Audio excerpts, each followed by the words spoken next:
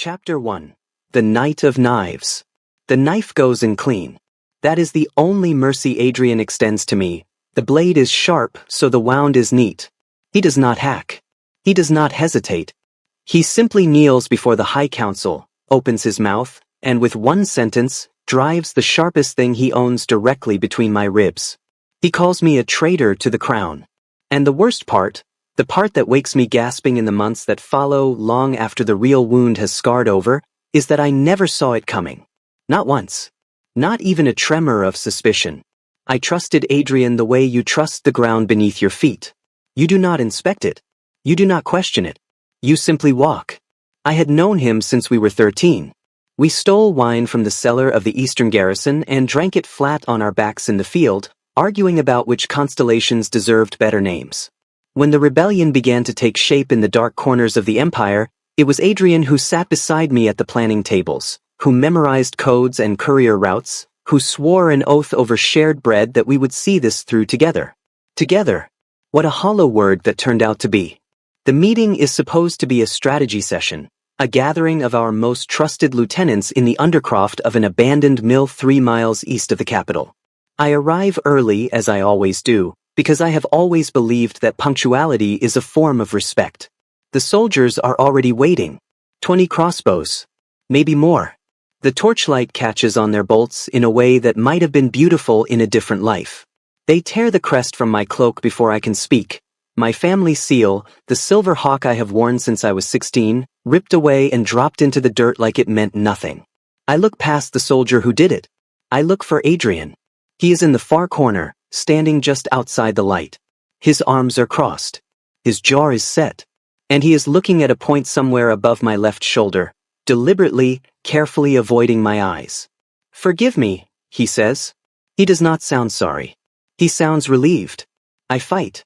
I have always fought. It is the one consistent truth about me in a life full of shifting allegiances and fractured loyalties. I fight even when the numbers are impossible, even when the rational choice is surrender. I take a sword through my side somewhere in the chaos, feel something tear open along my ribs, and keep moving because stopping means dying, and I refuse to give Adrian the dignity of watching me fall. I make it to the fortress cliffs. Below is the river, black and enormous in the dark. I jump. The water hits like stone. The cold swallows me whole. I go under twice, maybe 3 times, and somewhere between the second and third I think with a strange, clear calm. There is only one place they will never think to look for me. One place I swore, on every oath I hold sacred, that I would never go. The fortress of King Clarion. My enemy. The tyrant. The man whose reign I dedicated years of my life to ending. I wash up on the far bank sometime before dawn, bleeding from my side, my ribs screaming with every inhale. I do not remember walking the last several miles. I do not remember reaching the iron gates. I remember the cold stone against my cheek when I fall. And then I remember nothing at all. What I do not know, what I cannot possibly know in that moment, is that the man behind those gates has been waiting for me to come back for years. Chapter 2. A Dungeon for the Desperate. I wake in chains. This is not surprising. What is surprising is that I wake at all. The dungeon is exactly what you would expect from a king with Clarion's reputation: stone walls that sweat in the cold, torches that produce more smoke than light, the permanent smell of damp and old iron. My wrists are shackled above my head, my feet barely touching the ground, and every breath I draw sends a white-hot wire of pain through my left side where the sword found me. I inventory my situation with the clinical detachment of a man who has been in enough bad positions to know that panic is a luxury. Captured. Injured.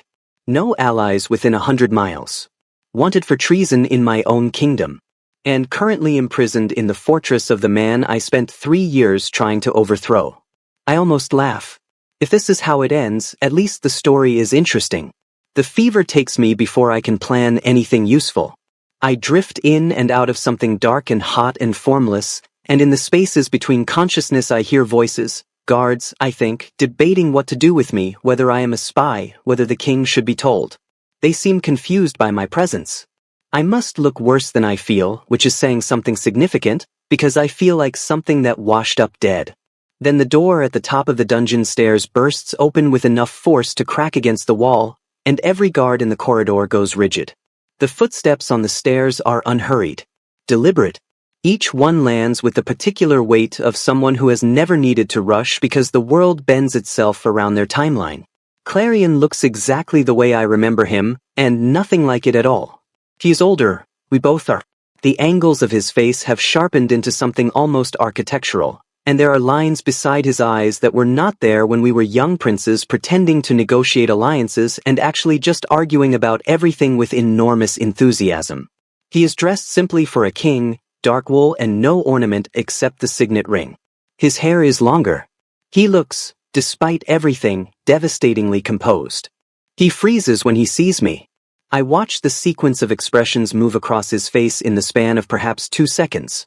Recognition, something that might be shock, something that is definitely not indifference, and then a fury so controlled it is almost cold. He turns to his guards. The temperature in the room drops. You left him here. His voice is very quiet. That is how I know it is serious. Clarion is loudest when he is performatively angry, and quietest when he is genuinely dangerous. Bleeding. You left him here and did not summon a physician. The guards are kneeling. I notice this distantly through the haze of fever. Unchain him, Clarion says. Now. And they do. I am not carried gently, I am carried carefully, which is a different thing entirely, and somehow worse. Careful implies investment. I am taken up 2 flights of stairs and placed in a room that smells of cedar and beeswax candles, and the bed beneath me has actual sheets, and a physician arrives within minutes. Clarion does not leave. He stands at the window with his back to me while the physician works, and I study the line of his shoulders in the candlelight and try to understand what is happening. This is not the welcome I planned for. This is not mockery or revenge or the particular cruelty of a victor standing over someone he has waited years to see broken. This is something else. Why, I say when the physician finally steps back. My voice comes out ruined, rough and thin, and nothing like the voice I use when I want to sound certain. Clarion turns from the window. He looks at me for a long moment. His expression is entirely unreadable. You came to my doorstep, he says finally. That is not an answer. He says nothing else. He moves to the chair beside the hearth and sits, and he stays there while the fever pulls me back under, and when I surface again hours later, half mad with thirst and disorientation, he is still there. Still watching. Still keeping something in his expression that I cannot read. I should be afraid. I should be planning my escape. Instead, I keep thinking about the way he said you came to my doorstep, like it was an answer to a question I had not known I was asking. Chapter 3, Ghosts of Who We Were. Recovery is a humiliating process. I spend the first week entirely at the mercy of my body, which has opinions about what I did to it and is making them loudly known. The sword wound in my side had nicked something internal. The physician uses a word I pretend to know, and it requires careful attention for days. My ribs are bruised but not broken, which feels like the universe offering a small, irritating consolation. I am not imprisoned. I am not guarded, not obviously. The door to my chamber is unlocked. I test it on the 3rd day, when I can sit up without the room spinning, and it opens freely onto a corridor patrolled only by household servants who look at me with the particular careful blankness of staff well trained in minding their own concerns. I could leave. I stay. I tell myself it is pragmatism. I tell myself I have nowhere to go and my body is in no condition to run, and this is simply the logic of survival. But in the quiet hours of the night when I cannot sleep, I sit with the less comfortable truth. I stay because of the chair beside the hearth. Because of the way Clarion sat in it through 2 nights of my fever without being asked to, without explanation, without any benefit to himself that I could identify. It unsettles me more than the betrayal did. He does not visit during the day. I am fed, tended to, and left largely alone, and I occupy myself by trying to reconstruct what I know about Clarion from the framework of what I believed about him, which I am increasingly suspecting is not a reliable structure. Here is what the rebellion taught me about Clarion. He is a tyrant. He rules through fear. He has crushed 3 uprisings in 7 years, and his treatment of dissidents is not gentle. The stories from the eastern provinces are not comfortable to sit with. Here is what I remember from before the rebellion, from the years when we were princes and the borders between our kingdoms were navigated by diplomacy rather than war. He was the sharpest person in any room. He argued like a man who found it genuinely enjoyable rather than necessary, pushing back on every position just to see how well you could defend it, and then conceding when you managed to, which was rare, but when it happened he looked at you like you had done something remarkable. He was possessive. Not in ways I understood then. Whenever another prince occupied my attention at summit gatherings, Clarion would appear at my elbow with some manufactured urgency, some matter that required my opinion immediately. I found it irritating. Now, years later and significantly more self-aware, I find myself reconsidering what that irritation was made of. He once spent an entire evening debating me about governance philosophy with the particular intensity of someone who was actually listening, actually caring what I thought, not just waiting for his turn to speak. He laughed rarely, but when he did it was sudden and unguarded and completely unlike the controlled public face he otherwise maintained. I had liked him. Before ideology and war built the wall between us, I had genuinely, uncomplicatedly liked him. I find now that this knowledge sits in my chest like a coal, not burning exactly. Smoldering. He comes on the 12th day. Not in the night this time. Midday, when the light through the arched windows falls in long rectangles across the floor. He is more formally dressed, his posture carrying the particular weight of kingship he sets aside, apparently, only when he thinks I am unconscious. He sits across from me without asking permission. Sets 2 cups on the table between us. You look less dead, he observes. I feel significantly less dead, I confirm. Thank you for noticing. The corner of his mouth moves. Not quite a smile. Something controlled that might have been a smile in a different context. The physician says another week before you can travel. Travel where, exactly? I am a wanted man in my own kingdom. He looks at me steadily. I know. Then what is this? I gesture at the room, the cups, the entirely inexplicable situation of my continued comfort and safety in the fortress of my enemy. What are you doing, Clarion? Something shifts in his expression. Minute. Almost imperceptible. Like a door opening a precise, careful inch. Having tea, he says. And for reasons I cannot entirely explain, I laugh. It comes out broken and rusty from disuse, but it is real, and when I look up I find him watching me with that unreadable expression again. The one that has been dismantling my assumptions brick by brick since I woke in chains. We argue about governance for 3 hours. Somewhere in the middle of it I forget, completely and without meaning to, that we are supposed to be enemies. But it is only when he stands to leave, only in the last moment before the door closes behind him, that I catch the expression on his face when he thinks I am no longer watching. It is not the expression of a man who is being strategic. Chapter 4. Wine and the weight of what we hold. The dinner is his idea. No guards. No court. No performance of rank or power or the intricate theater of royalty. Just a table near the fire in a small study that smells of old books and wood smoke, 2 plates, and a bottle of wine that I recognize, after the first sip, as coming from the same vineyard that supplied the Eastern Garrison's cellars all those years ago. He remembered. Or he did not remember, and this is coincidence, and I am reading significance into it because my judgment is compromised by proximity and the disorienting experience of being kept alive by someone I was supposed to hate. We begin the way we always have, sharpened. Circling. I call him a tyrant. I say it plainly, without cruelty, the way you state a fact you have considered carefully. He does not flinch. You have crushed 3 uprisings in 7 years, I say. The families in the eastern provinces were given 3 opportunities to comply with reforms that would have benefited them, he says, equally calm. They chose war each time. I did not enjoy what followed. That is not how the stories are told. Stories are told by people with a preference for the ending. He looks at me across the table. You, of all people, should understand that. That lands somewhere uncomfortable. I think of the pamphlets the rebellion distributed. The way we simplified Clarion into a symbol, a useful villain for a cause that needed one. The wine makes the second hour gentler. I'm not sure when the shift happens. But somewhere in the middle of my 3rd cup, the thing I have been holding since the mill and the crossbows and the river finally cracks open.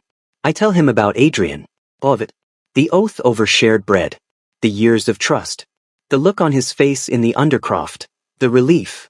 I tell it without embellishment because I do not need to embellish it. The plain version is devastating enough. My voice does the thing I hate, where it goes quiet and careful, the way voices do when they are holding something breakable. Clarion listens without interrupting. Completely still. Most people, when you tell them something painful, fill the silence with small sounds, agreement, sympathy, the verbal equivalent of a steadying hand. Clarion offers none of that. He simply listens with his full attention, which is, I discover, its own kind of comfort. When I finish, the fire has burned down. You always trusted too easily, he says. I laugh, rough and short. You are one to speak. You trusted no one. Something moves across his face. His jaw tightens. Then, and I will spend a long time afterward thinking about what it cost him, he says it. I never betrayed you. The room goes very quiet. I look at him. He's looking at the fire.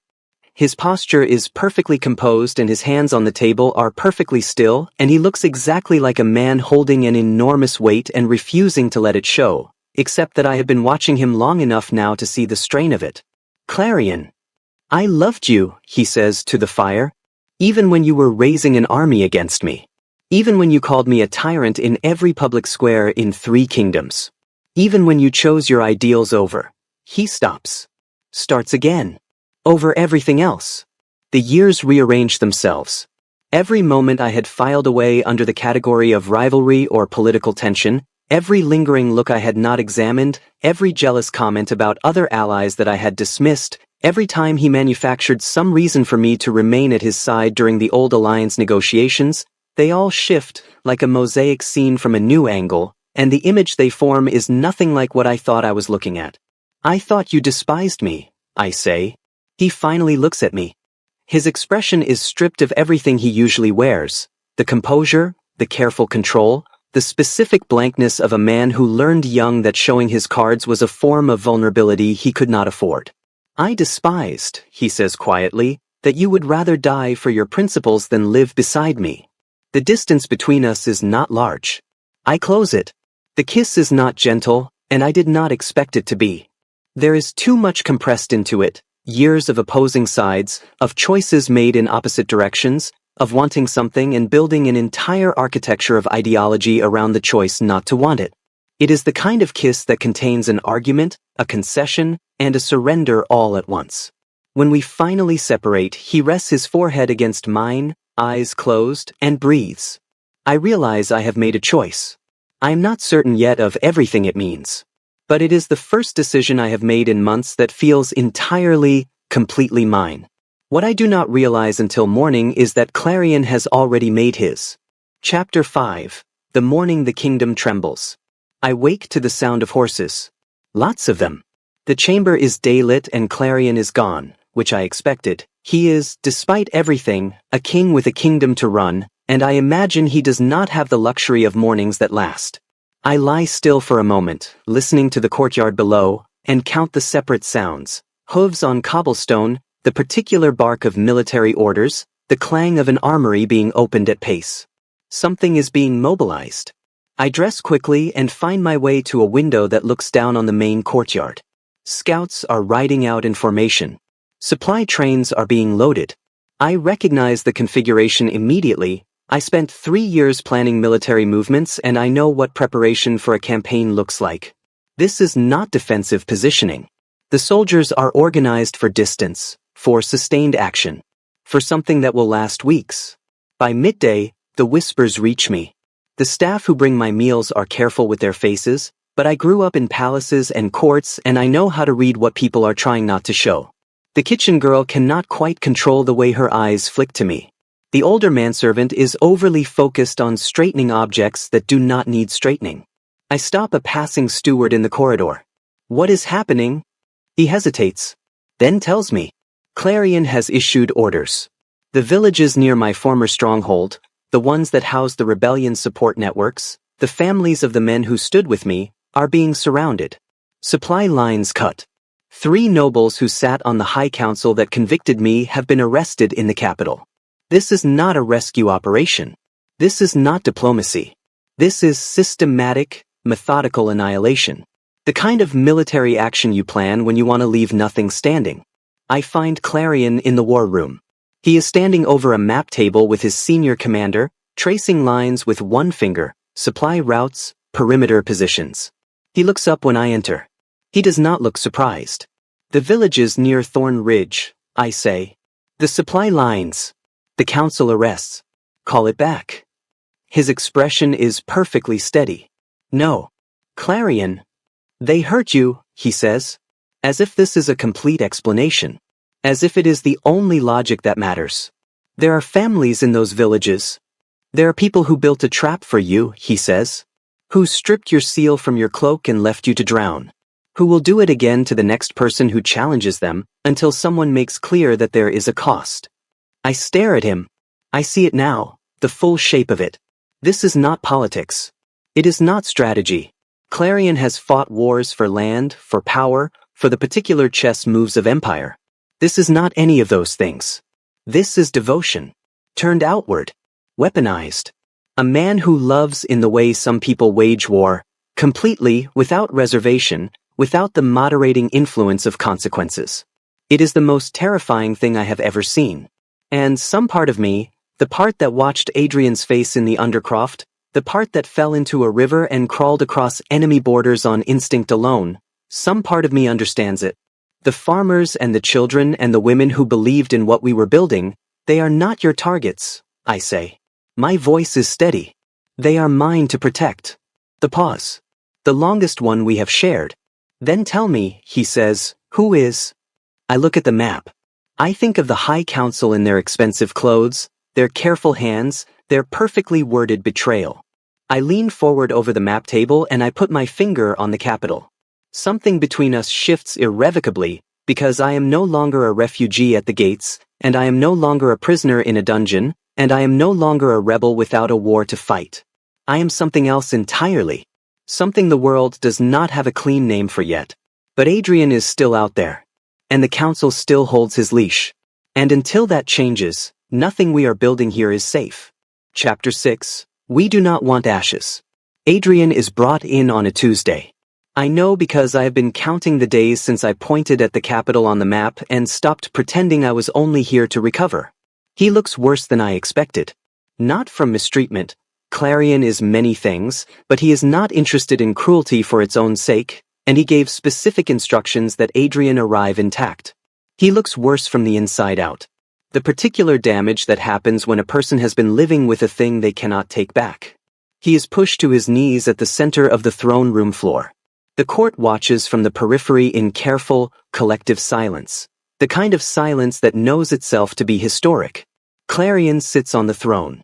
I stand at his right side, not seated, not behind, beside.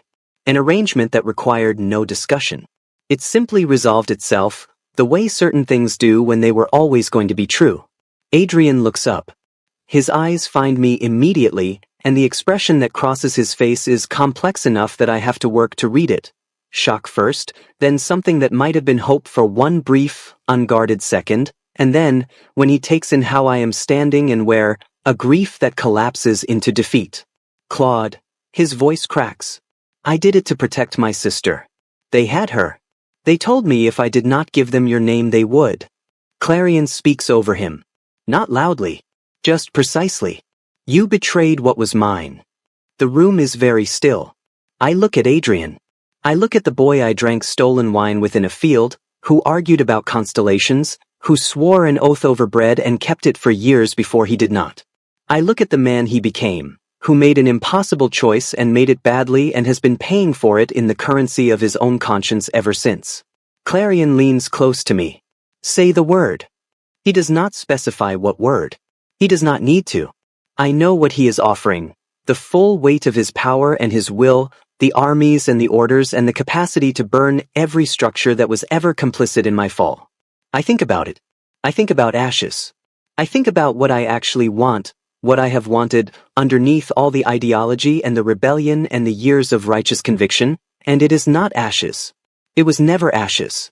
It was a world where power was held accountable, where loyalty meant something, where the people who made choices that destroyed others had to face what they had built. I step forward. Adrian looks up at me. His face is completely open. There is no calculation in it anymore, no performance. Just a man waiting to be judged by someone he wronged and cannot unmake the wronging of. You chose survival over loyalty, I say. My voice is steady in a way it was not in the Undercroft, not in the river, not in any of the months that followed. I understand why. It does not make it right. The pause.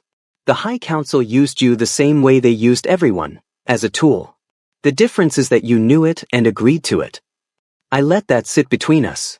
That is not something I can forgive today. Maybe not ever. But I am not going to repay it in blood. Adrian closes his eyes. What I want from you is what you denied me in that Undercroft. Accountability. For every name, every order, every detail of how they operated and who they bought and what they threatened. You will give that testimony in writing, and it will be used to dismantle the council root by root. I look down at him. And then you will kneel to the king you tried to destroy. Not because you are broken. Because you owe a debt that needs witnessing. Adrian opens his eyes.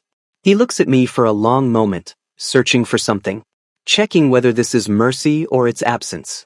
Whether I have become something that no longer resembles the person he betrayed. Then he bows his head. And kneels. The exhale that moves through the court is almost audible. Clarion's hand finds the small of my back. Not a performance, too subtle for that, too instinctive. Just a point of contact, warm and certain, present in the way that things are present when they have decided to stay. I do not move away from it.